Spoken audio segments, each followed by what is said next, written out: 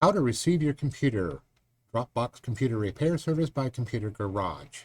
Again, thank you for choosing Computer Garage for your computer repair services. So when you arrive, you're going to show the attendant your email receipt to show your deposit. On that receipt has the Dropbox number, so the attendant knows which box to get. The attendant is then going to get you the tablet so you can finish paying for your service. Please complete that payment.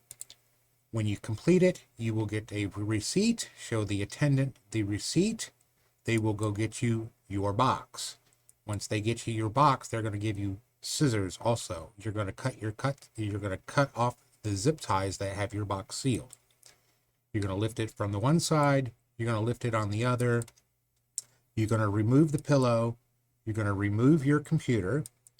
You're going to take the stuff out of your bag, but leave the zip ties in there, please, because that is for the next person. Put the pillow back, put the bag on top, seal it, mark the tablet as closed. It will look like this.